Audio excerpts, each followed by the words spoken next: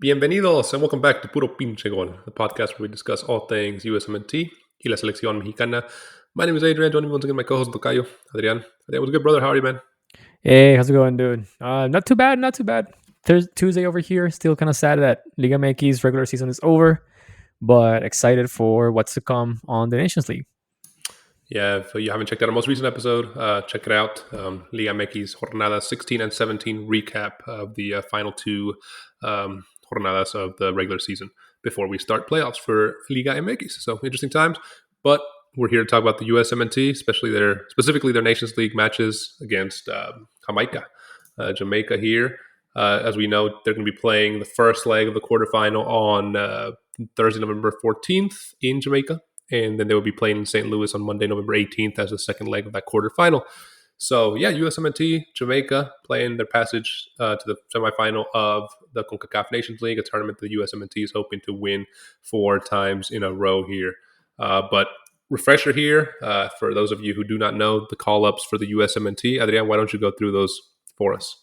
All right, goalkeepers, we have 4: Diego Cohen, Barcelona Athletic; Patrick Schulte from Columbus Crew; Zach Steffen, Colorado Rapids; Matt Turner, Crystal Palace. Defenders, we have Mark McKenzie from Toulouse; Tim Bream, Charlotte FC; Chris Richards, Crystal Palace; Anthony Robinson, Fulham; Miles Robinson, FC Cincinnati; Joe Scally, Borussia Mönchengladbach; and Austin Trusty from Celtic. Midfielders, we have Brandon Aronson, Leeds United; Gianluca Busio from Venezia; Johnny Cardoso, Real Betis; Weston McKennie, Juventus; Aidan Morris, Middlesbrough; Yunus Musa, Acmilan; Tanner Tessman, Olympique Lyon; Malik Tillman, PSV Eindhoven. And forwards, we have Kate Cowell from Guadalajara or Chivas; Ricardo Pepe, PSV Eindhoven; Christian Pulisic, AC Milan; Brandon Vasquez, Monterrey; Tim Wea, Juventus; and Alex Sendejas from Club America. Still not used to calling him Alex Sendejas and not Alejandro Sendejas.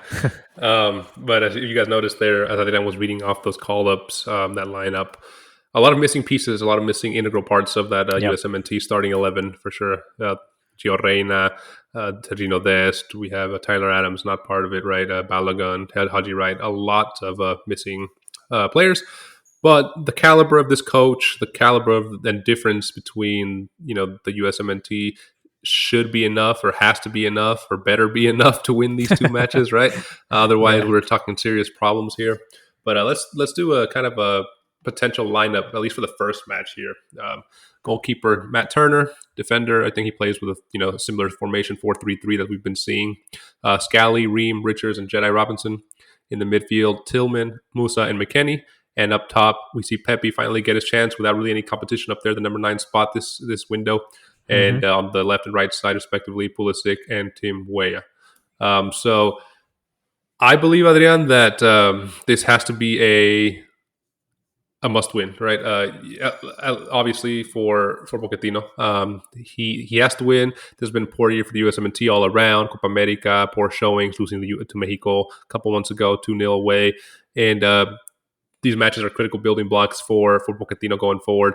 And like I said earlier, even with a hospital bed of players, he has to be able to take this result. Even if it's a dirty result, a nasty result, he has to get a result, right? Yeah, I think that Pochettino has no other option but to win the match. Even if it's a battle or a highly competitive draw, it will be looked down upon, specifically Pochettino, right? Because I think it would not sit well with the players, but I have the feeling that a lot of the USMNT fans will gravitate towards criticizing mainly Pochettino just because of that specific reason you mentioned, the caliber of this coach, right? The majority of the people have claimed and asked for someone like him with his name, with his stature, to come and do something with this so-called golden generation of players.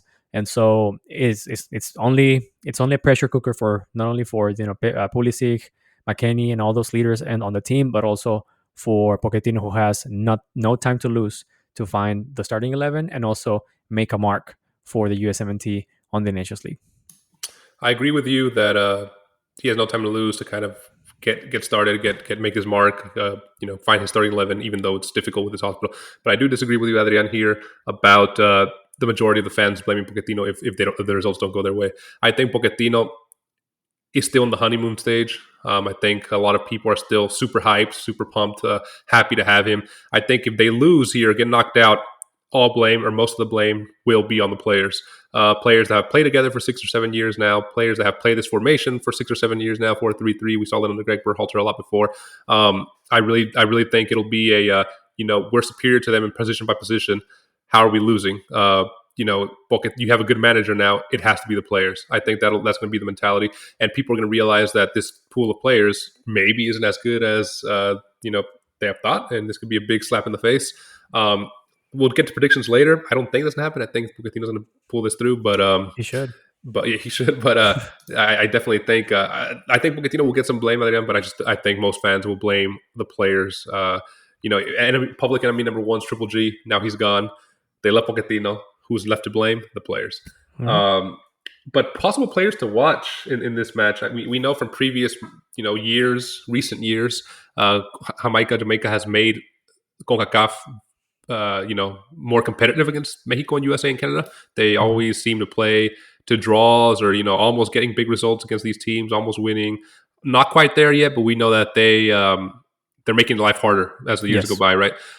So the players that we're going to need to see, the X factors, I think, start with the man on fire, the man in the mirror, Pulisic, who's been on fire for AC Milan this season. He's going to have to be one of the difference makers.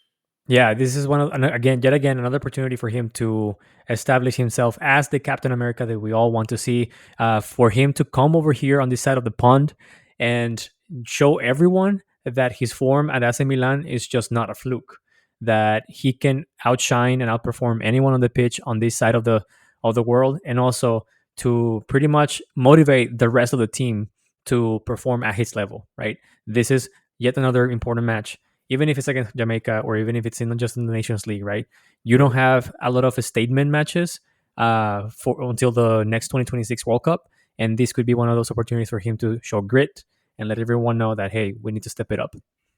Yeah, somebody else that needs to show grit, and now that he's getting his first call under Pochettino, and he's been kind of like we talked about in the reactions video to the roster about Alejandro Sendejas, how he's in a good form for America right now.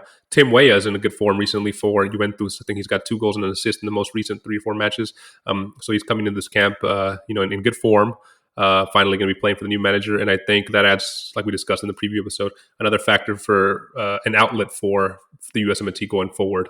He's definitely missed when he doesn't play. I think he's an automatic starter for the USMNT when he's healthy and playing. So seeing that trident of Pepe, Pulisic, and Weah hopefully pays dividends, but definitely at least Pochettino got one of his weapons back with Tim Weah this window, right? Yeah, we shall see how much of an impact is to have Wea. I mean, you and I agree that he was missing on that match against Mexico in Guadalajara. So it's now for us to see if it's actually if that match had the USMNT lost due to missing someone like him, or if maybe just having Wea, there's not a huge delta between what he can offer versus the whoever can substitute him. But the biggest thing for me is we now get to see him with McKinney, Musa, and Pulisic, right? All 4 of them play in Serie A.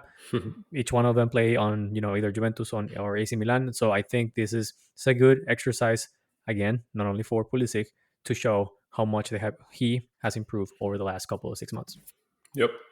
And another critical player to watch here, I think it's going to come down to the goalie. We've talked about this time and time and again, how Pochettino's biggest problem with this USMNT. He's got a lot of problems, especially now with all the injuries, but his biggest problem, I think, is goalie. Matt Turner, we saw him play maybe a week and a half ago in the EFL Cup, play the whole match. He played well, but he hasn't played since. He doesn't play the Premier League matches. That's Henderson that plays ahead of him. But Turner, who's expected to be the starting goalkeeper for these matches, how well is he going to play? How match ready is he?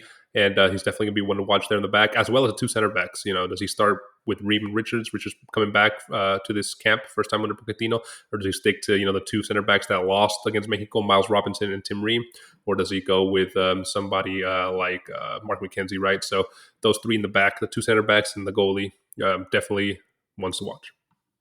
Yeah, this is more than just following Matt Turner. This is also just following the goalkeeper position, as a whole. Again, I don't think that Matt Turner will underperform when he comes to when it comes to the USMNT, but will Pochettino hold his word and actually play the goalkeeper that is actually having way more activity on their club as he said, right? I think that to me that's the biggest question here. For sure. We'll see on the 14th.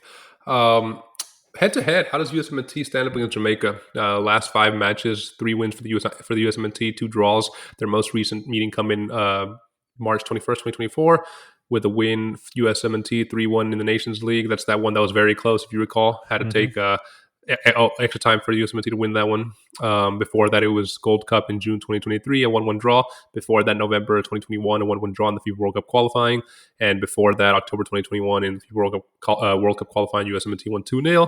And before that, in 2021 World Cup, Gold Cup, Summer Gold Cup, USMNT won 1-0. So again, Jamaica still hasn't got that upset, real big win against USMNT when it matters. But they're close. They're definitely making it life more difficult with USMNT.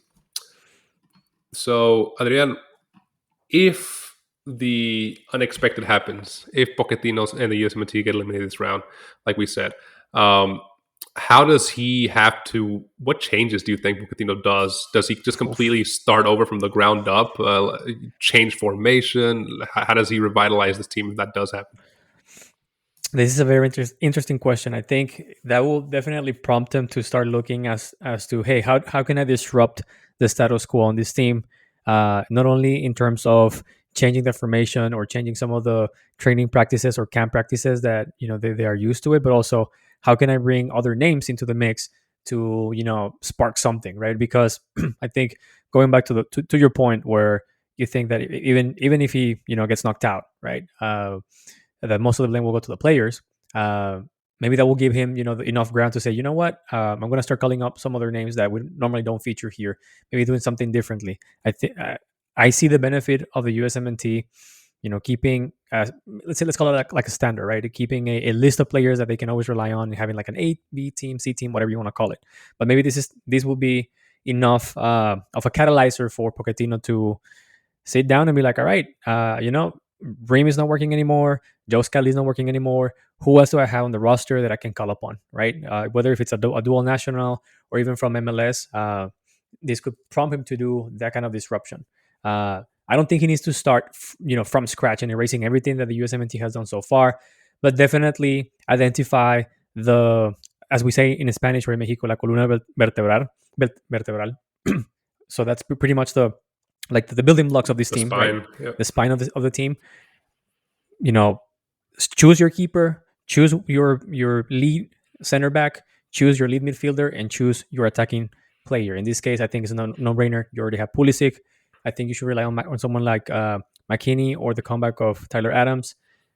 Give Chris Jedi Richards, Robinson. Chris Richards or Jedi Robinson the freaking flag to be like, hey, you are the lead of this defense, and then find your keeper. I think that will be the most smart thing to do for Pochettino. Hopefully, it doesn't come to that. I think Pochettino on the USMNT will ultimately edge this. Maybe a tie in Jamaica and a 2-0 win in the United States, ultimately prevailing. But again, like we always say here, put me together our guesses, our score predictions, right? So we haven't been too hot on our score prediction in Liga MX, so take that with a grain of salt. But yeah, preview of USMNT Jamaica. They play on the 14th, and then again on the 18th. Should be 2 good matches here, competitive matches. First 2 competitive matches for Pochettino. So look forward to watching those, Adrian. As we wrap up this episode, brother, where can listeners find us? They can always find us on YouTube. Don't forget to subscribe, hit the like button, and turn on the notifications. You can also find us on Apple Podcasts, Spotify, or wherever you get your podcast on. Last but not least, you can also find us on Instagram and TikTok. We post memes, latest news, and shorts of our episodes. Yeah, so be sure to follow us at your preferred social media platform of choice. And let us know in the comments below. What are your thoughts of this match? What are your score predictions? What are your starting 11 predictions? How do you think it's going to ultimately turn out? How do you think USMNT is going to win and go to the semifinals of the Nations League? Let us know in the comments below. We like interacting with you guys down there. Adrian, another good episode. See you in the next one, bro. Take it easy. See ya.